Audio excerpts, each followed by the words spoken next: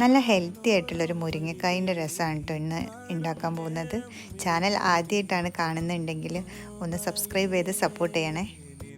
അത്യാവശ്യം വലിയ 2 മുരിങ്ങക്കായാണ് കേട്ടോ ഞാൻ എടുത്തത്. ഇത് നന്നായിട്ട് വൃത്തിയാക്കി ചെറുതാക്കി അരിഞ്ഞെടുക്കുക. 2 തക്കാളിയും കൂടി അരിഞ്ഞെടുക്കുക.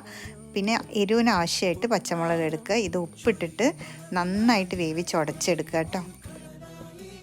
നന്നായിട്ട് ഉടഞ്ഞ മുരിങ്ങക്കായ് കൂട്ട് നന്നായിട്ട് പിഴിഞ്ഞിട്ട് എടുക്കണം കേട്ടോ. ഇതിൽ സത്തെല്ലാം നമുക്ക് രസത്തിലേക്ക് ആവശ്യമുണ്ട്.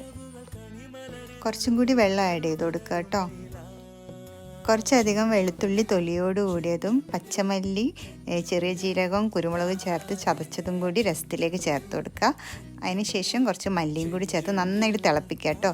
അതിനുശേഷം വെളിച്ചെണ്ണ ചൂടാക്കി കടുക്, ഉലുവ, കറിവേപ്പില, മഞ്ഞൾപ്പൊടി ഇട്ടിട്ട് വറവിടാം. കുറച്ച് വറ്റൽമുളക് വേണമെങ്കിൽ വറ്റൽമുളകും കൂടി ഇടാം കേട്ടോ. നല്ല ടേസ്റ്റാണ്. എല്ലാവരും ട്രൈ ചെയ്ത് നോക്കണേ.